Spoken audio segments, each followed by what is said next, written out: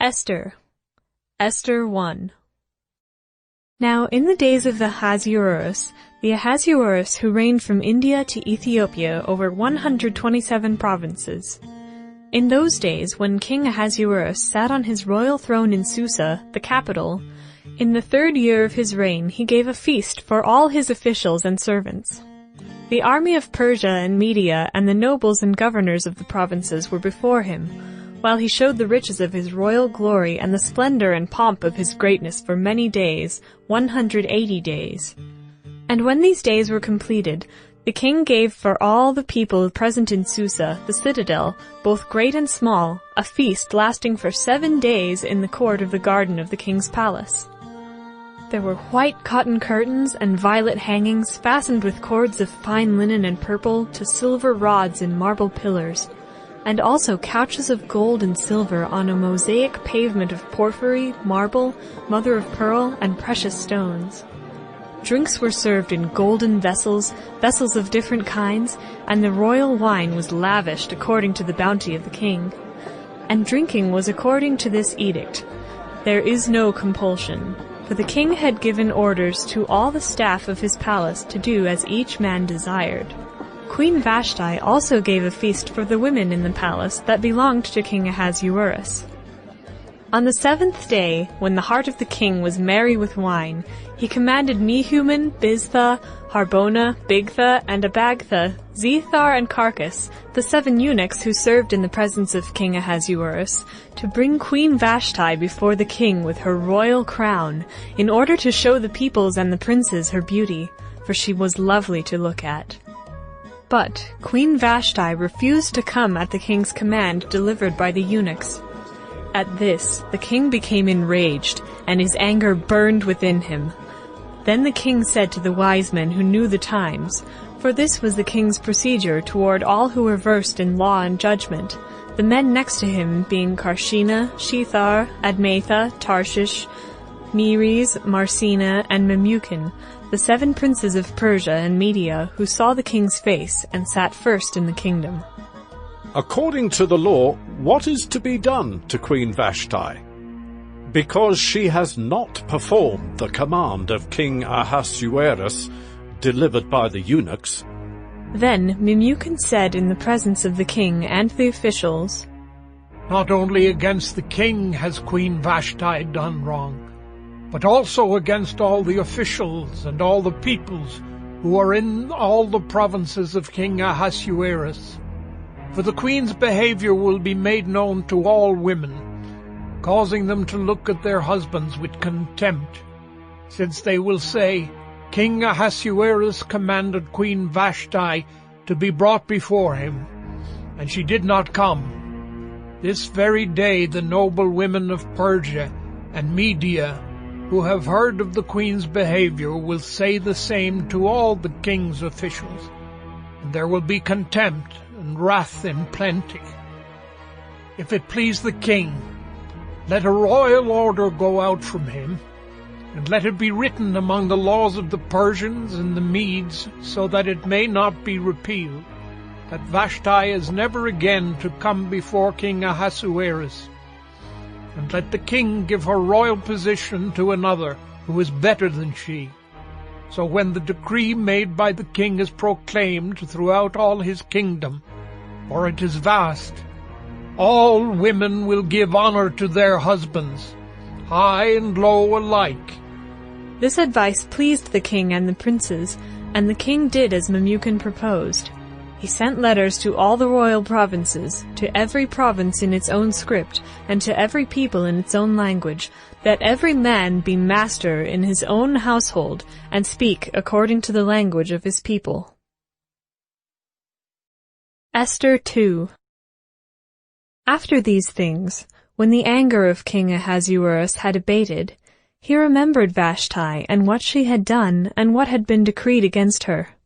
Then the king's young men who attended him said, Let beautiful young virgins be sought out for the king, and let the king appoint officers in all the provinces of his kingdom to gather all the beautiful young virgins to the harem in Susa, the capital, under custody of Hegai, the king's eunuch, who is in charge of the women. Let their cosmetics be given them, and let the young woman who pleases the king be queen instead of Vashti." This pleased the king, and he did so. Now there was a Jew in Susa the citadel, whose name was Mordecai, the son of Jair, son of Shimei, son of Kish, a Benjaminite, who had been carried away from Jerusalem among the captives carried away with Jeconiah king of Judah, whom Nebuchadnezzar king of Babylon had carried away. He was bringing up Hadassah, that is Esther, the daughter of his uncle, for she had neither father nor mother. The young woman had a beautiful figure and was lovely to look at, and when her father and her mother died, Mordecai took her as his own daughter. So when the king's order and his edict were proclaimed, and when many young women were gathered in Susa the citadel in custody of Hegai, Esther also was taken into the king's palace and put in custody of Hegai, who had charge of the women. And the young woman pleased him and won his favor, and he quickly provided her with her cosmetics and her portion of food, and with 7 chosen young women from the king's palace, and advanced her and her young women to the best place in the harem. Esther had not made known her people or kindred, for Mordecai had commanded her not to make it known. And every day Mordecai walked in front of the court of the harem to learn how Esther was and what was happening to her. Now when the turn came for each young woman to go into King Ahasuerus, after being 12 months under the regulations for the women, since this was the regular period of their beautifying, 6 months with oil of myrrh and 6 months with spices and ointments for women, when the young woman went in to the king in this way, she was given whatever she desired to take with her from the harem to the king's palace. In the evening she would go in, and in the morning she would return to the second harem in custody of Sheashgaz, the king's eunuch, who was in charge of the concubines. She would not go in to the king again unless the king delighted in her, and she was summoned by name. When the turn came for Esther, the daughter of Abihail, the uncle of Mordecai, who had taken her as his own daughter, to go into the king, she asked for nothing except what Hegai, the king's eunuch, who had charge of the women, advised. Now Esther was winning favor in the eyes of all who saw her, and when Esther was taken to King Ahasuerus into his royal palace, in the 10th month, which is the month of Tebeth, in the 7th year of his reign, the king loved Esther more than all the women, and she won grace and favor in his sight more than all the virgins, so that he set the royal crown on her head, and made her queen instead of Vashti. Then the king gave a great feast for all his officials and servants. It was Esther's feast. He also granted a remission of taxes to the provinces, and gave gifts with royal generosity. Now when the virgins were gathered together the second time, Mordecai was sitting at the king's gate. Esther had not made known her kindred or her people, as Mordecai had commanded her, for Esther obeyed Mordecai just as when she was brought up by him. In those days, as Mordecai was sitting at the king's gate, Bigthan and Teresh, 2 of the king's eunuchs who guarded the threshold, became angry, and sought to lay hands on King Ahasuerus. And this came to the knowledge of Mordecai, and he told it to Queen Esther, and Esther told the king in the name of Mordecai. When the affair was investigated and found to be so, the men were both hanged on the gallows. And it was recorded in the book of the Chronicles in the presence of the king. Esther 3. After these things, King Ahasuerus promoted Haman the Agagite, the son of Hammedatha, and advanced him, and set his throne above all the officials who were with him. And all the king's servants who were at the king's gate bowed down and paid homage to Haman, for the king had so commanded concerning him. But Mordecai did not bow down or pay homage. Then the king's servants who were at the king's gate said to Mordecai, "Why do you transgress the king's command?"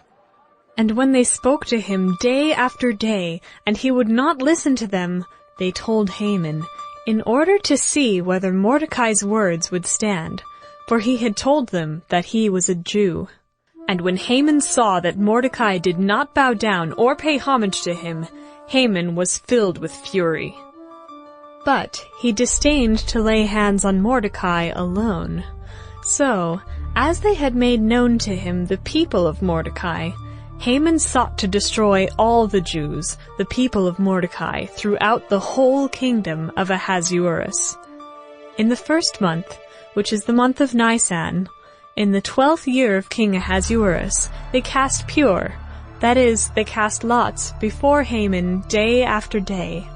And they cast it month after month, till the 12th month, which is the month of Adar. Then Haman said to King Ahasuerus, There is a certain people scattered abroad and dispersed among the peoples in all the provinces of your kingdom. Their laws are different from those of every other people, and they do not keep the king's laws, so that it is not to the king's profit to tolerate them. If it please the king, let it be decreed that they be destroyed, and I will pay 10,000 talents of silver into the hands of those who have charge of the king's business, that they may put it into the king's treasuries. So the king took his signet ring from his hand and gave it to Haman the Agagite, the son of Hammedatha, the enemy of the Jews.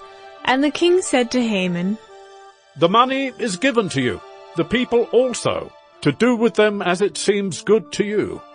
Then the king's scribes were summoned on the 13th day of the 1st month, and an edict, according to all that Haman commanded, was written to the king's satraps and to the governors over all the provinces and to the officials of all the peoples, to every province in its own script and every people in its own language. It was written in the name of King Ahasuerus and sealed with the king's signet ring. Letters were sent by couriers to all the king's provinces with instruction to destroy, to kill, and to annihilate all Jews, young and old, women and children, in one day, the 13th day of the 12th month, which is the month of Adar, and to plunder their goods. A copy of the document was to be issued as a decree in every province by proclamation to all the peoples to be ready for that day. The couriers went out hurriedly by order of the king, and the decree was issued in Susa the citadel. And the king and Haman sat down to drink, but the city of Susa was thrown into confusion. Esther 4. When Mordecai learned all that had been done, Mordecai tore his clothes and put on sackcloth and ashes, and went out into the midst of the city, and he cried out with a loud and bitter cry. He went up to the entrance of the king's gate, for no one was allowed to enter the king's gate clothed in sackcloth. And in every province, wherever the king's command and his decree reached, there was great mourning among the Jews, with fasting and weeping and lamenting, and many of them lay in sackcloth and ashes. When Esther's young women and her eunuchs came and told her, the queen was deeply distressed. She sent garments to clothe Mordecai so that he might take off his sackcloth, but he would not accept them.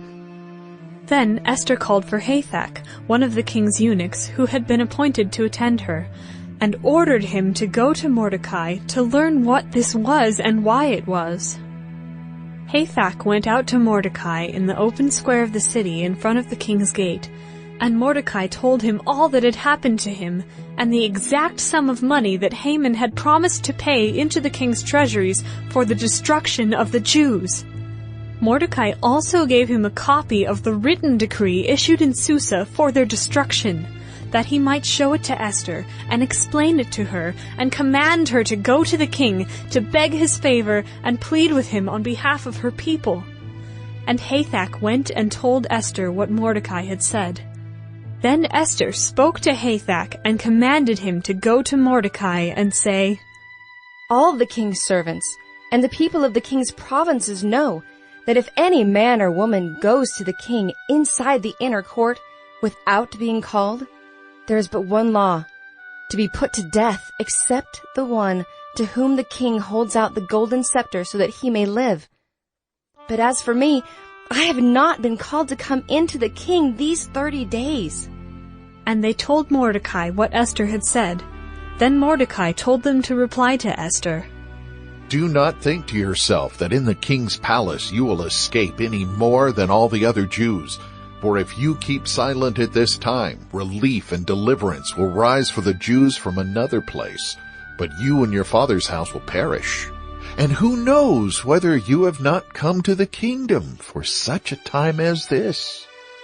Then Esther told them to reply to Mordecai. Go, gather all the Jews to be found in Susa, and hold a fast on my behalf. And do not eat or drink for 3 days, night or day. I and my young women will also fast as you do. Then I will go to the king, though it is against the law, and if I perish, I perish. Mordecai then went away and did everything as Esther had ordered him. Esther 5. On the 3rd day, Esther put on her royal robes and stood in the inner court of the king's palace in front of the king's quarters, while the king was sitting on his royal throne inside the throne room opposite the entrance to the palace. And when the king saw Queen Esther standing in the court, she won favor in his sight, and he held out to Esther the golden scepter that was in his hand. Then Esther approached and touched the tip of the scepter, and the king said to her, What is it, Queen Esther?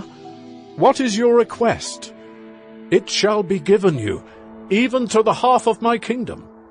And Esther said, If it please the king, let the king and Haman come today to a feast that I have prepared for the king. Then the king said, Bring Haman quickly, so that we may do as Esther has asked.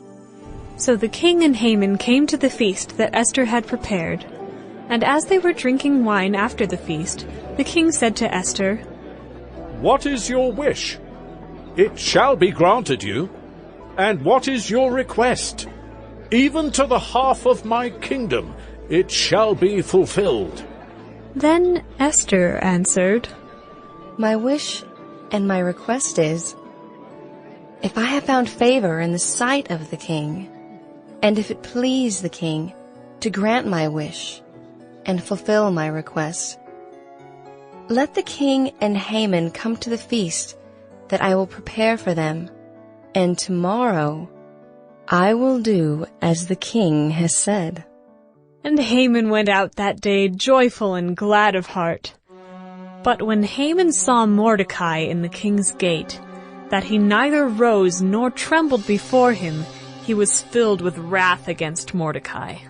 Nevertheless, Haman restrained himself and went home, and he sent and brought his friends and his wife Zeresh. And Haman recounted to them the splendor of his riches, the number of his sons, all the promotions with which the king had honored him, and how he had advanced him above the officials and the servants of the king. Then Haman said, Even Queen Esther, let no one but me come with the king to the feast she prepared. And tomorrow also I am invited by her together with the king. Yet all this is worth nothing to me, so long as I see Mordecai the Jew sitting at the king's gate. Then his wife Zeresh and all his friends said to him, Let a gallows 50 cubits high be made, and in the morning tell the king to have Mordecai hanged upon it. Then go joyfully with the king to the feast. This idea pleased Haman, and he had the gallows made. Esther 6. On that night the king could not sleep, and he gave orders to bring the book of memorable deeds, the Chronicles, and they were read before the king. And it was found written how Mordecai had told about Bigthana and Teresh, 2 of the king's eunuchs who guarded the threshold, and who had sought to lay hands on King Ahasuerus. And the king said, What honor or distinction has been bestowed on Mordecai for this? The king's young men who attended him said, Nothing has been done for him. And the king said, Who is in the court? Now Haman had just entered the outer court of the king's palace to speak to the king about having Mordecai hanged on the gallows that he had prepared for him. And the king's young men told him, Haman is there, standing in the court. And the king said, Let him come in. So Haman came in, and the king said to him, What should be done to the man whom the king delights to honor? And Haman said to himself, Whom would the king delight to honor more than me?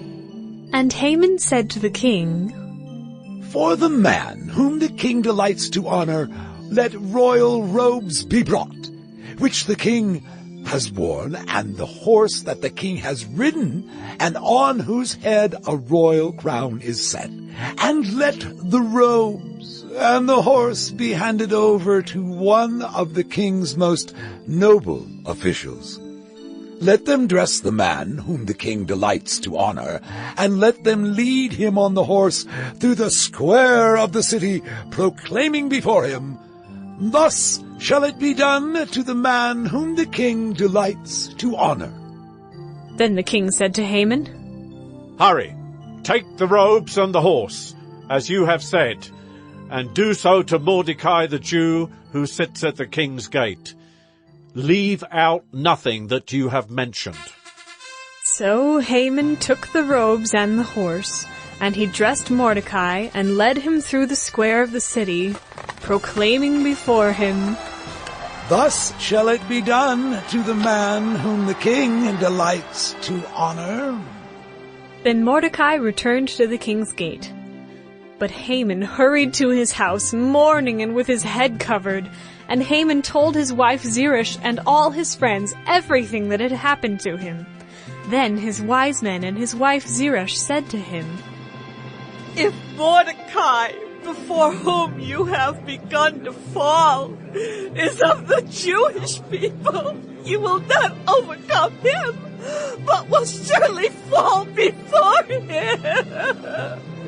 While they were yet talking with him, the king's eunuchs arrived and hurried to bring Haman to the feast that Esther had prepared. Esther 7. So the king and Haman went in to feast with Queen Esther. And on the second day, as they were drinking wine after the feast, the king again said to Esther, What is your wish, Queen Esther? It shall be granted you. And what is your request?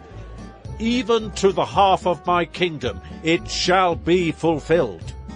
Then Queen Esther answered, If I have found favor in your sight, O king, and if it please the king, let my life be granted me, for my wish and my people for my request. For we have been sold, I and my people, to be destroyed, to be killed, and to be annihilated. If we had been sold merely as slaves, men and women, I would have been silent, for our affliction is not to be compared with the loss to the king. Then King Ahasuerus said to Queen Esther, Who is he and where is he who has dared to do this? And Esther said, A foe and enemy, this wicked Haman. Then Haman was terrified before the king and the queen. And the king arose in his wrath from the wine drinking and went into the palace garden. But Haman stayed to beg for his life from Queen Esther, for he saw that harm was determined against him by the king. And the king returned from the palace garden to the place where they were drinking wine, as Haman was falling on the couch where Esther was. And the king said, Will he even assault the queen in my presence, in my own house? As the word left the mouth of the king, they covered Haman's face. Then Harbona, one of the eunuchs in attendance on the king, said, Moreover, the gallows that Haman has prepared for Mordecai, whose word saved the king, is standing at Haman's house, 50 cubits high. And the king said, Hang him on that. So they hanged Haman on the gallows that he had prepared for Mordecai. Then the wrath of the king abated. Esther 8. On that day, King Ahasuerus gave to Queen Esther the house of Haman, the enemy of the Jews. And Mordecai came before the king, for Esther had told what he was to her. And the king took off his signet ring, which he had taken from Haman, and gave it to Mordecai. And Esther set Mordecai over the house of Haman. Then Esther spoke again to the king. She fell at his feet and wept and pleaded with him to avert the evil plan of Haman the Agagite and the plot that he had devised against the Jews. When the king held out the golden scepter to Esther, Esther rose and stood before the king, and she said, "If it please the king, and if I have found favor in his sight, and if the thing seems right before the king, and I am pleasing in his eyes, let an order be written to revoke the letters devised by Haman the Agagite, the son of Hammedatha, which he wrote to destroy the Jews, who are in all the provinces of the king. For how can I bear to see the calamity that is coming to my people? Or how can I bear to see the destruction of my kindred?" Then King Ahasuerus said to Queen Esther and to Mordecai the Jew, Behold, I have given Esther the house of Haman, and they have hanged him on the gallows, because he intended to lay hands on the Jews. But you may write as you please with regard to the Jews in the name of the king, and seal it with the king's ring. For an edict written in the name of the king and sealed with the king's ring cannot be revoked. The king's scribes were summoned at that time in the 3rd month, which is the month of Sivan, on the 23rd day. And an edict was written, according to all that Mordecai commanded concerning the Jews, to the satraps and the governors and the officials of the provinces from India to Ethiopia, 127 provinces, to each province in its own script, and to each people in its own language, and also to the Jews in their script and their language. And he wrote in the name of King Ahasuerus, and sealed it with the king's signet ring. Then he sent the letters by mounted couriers riding on swift horses that were used in the king's service, bred from the royal stud, saying that the king allowed the Jews who were in every city to gather and defend their lives, to destroy, to kill, and to annihilate any armed force of any people or province that might attack them, children and women included, and to plunder their goods, on one day throughout all the provinces of King Ahasuerus, on the 13th day of the 12th month, which is the month of Adar. A copy of what was written was to be issued as a decree in every province, being publicly displayed to all peoples, and the Jews were to be ready on that day to take vengeance on their enemies. So the couriers, mounted on their swift horses that were used in the king's service, rode out hurriedly, urged by the king's command. And the decree was issued in Susa, the citadel. Then Mordecai went out from the presence of the king in royal robes of blue and white, with a great golden crown and a robe of fine linen and purple, and the city of Susa shouted and rejoiced. The Jews had light and gladness and joy and honor. And in every province and in every city, wherever the king's command and his edict reached, there was gladness and joy among the Jews, a feast and a holiday. And many from the peoples of the country declared themselves Jews, for fear of the Jews had fallen on them. Esther 9. Now in the 12th month, which is the month of Adar, on the 13th day of the same, when the king's command and edict were about to be carried out, on the very day when the enemies of the Jews hoped to gain the mastery over them, the reverse occurred. The Jews gained mastery over those who hated them. The Jews gathered in their cities throughout all the provinces of King Ahasuerus to lay hands on those who sought their harm. And no one could stand against them, for the fear of them had fallen on all peoples. All the officials of the provinces and the satraps and the governors and the royal agents also helped the Jews, for the fear of Mordecai had fallen on them. For Mordecai was great in the king's house, and his fame spread throughout all the provinces, for the man Mordecai grew more and more powerful. The Jews struck all their enemies with the sword, killing and destroying them, and did as they pleased to those who hated them. In Susa the citadel itself, the Jews killed and destroyed 500 men, and also killed Parshandatha, and Dalphon, and Aspatha, and Poratha, and Adalia, and Aridatha, and Parmashta, and Arisai, and Aridai, and Vizatha, the 10 sons of Haman, the son of Hammedatha, the enemy of the Jews. But they laid no hand on the plunder. That very day the number of those killed in Susa the citadel was reported to the king. And the king said to Queen Esther, In Susa the citadel the Jews have killed and destroyed 500 men, and also the 10 sons of Haman.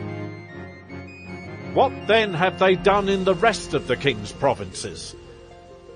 Now what is your wish? It shall be granted to you. And what further is your request? It shall be fulfilled. And Esther said, If it please the king, let the Jews who are in Susa be allowed tomorrow also to do according to this day's edict, and let the 10 sons of Haman be hanged on the gallows. So the king commanded this to be done. A decree was issued in Susa, and the 10 sons of Haman were hanged. The Jews who were in Susa gathered also on the 14th day of the month of Adar, and they killed 300 men in Susa, but they laid no hands on the plunder. Now the rest of the Jews who were in the king's provinces also gathered to defend their lives, and got relief from their enemies, and killed 75,000 of those who hated them, but they laid no hands on the plunder. This was on the 13th day of the month of Adar, and on the 14th day they rested and made that a day of feasting and gladness. But the Jews who were in Susa gathered on the 13th day and on the 14th, and rested on the 15th day, making that a day of feasting and gladness. Therefore the Jews of the villages, who live in the rural towns, hold the 14th day of the month of Adar as a day for gladness and feasting, as a holiday, and as a day on which they send gifts of food to one another.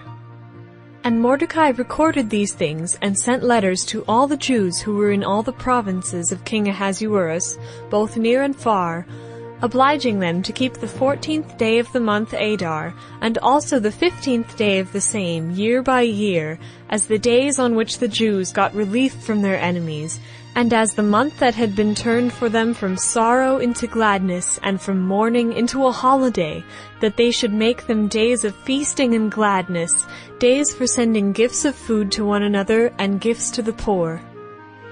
So the Jews accepted what they had started to do, and what Mordecai had written to them.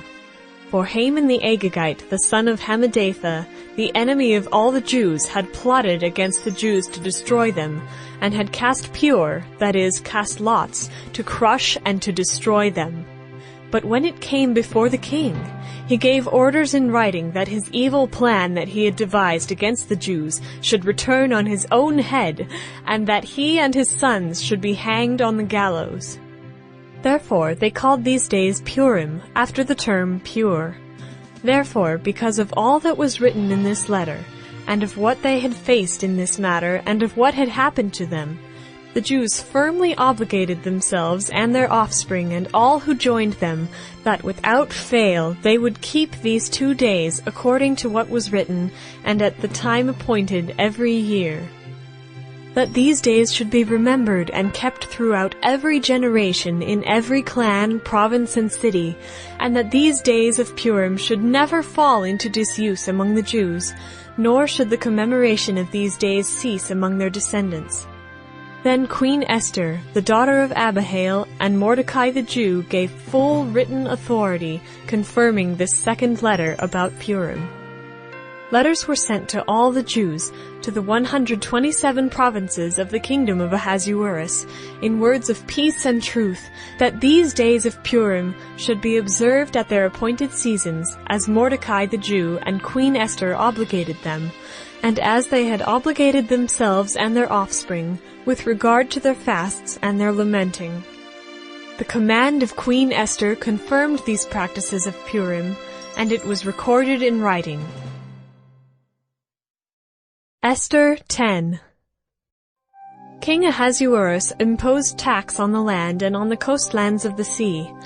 And all the acts of his power and might, and the full account of the high honor of Mordecai, to which the king advanced him, are they not written in the book of the Chronicles of the kings of Media and Persia? For Mordecai the Jew was second in rank to King Ahasuerus, and he was great among the Jews, and popular with the multitude of his brothers, for he sought the welfare of his people, and spoke peace to all his people.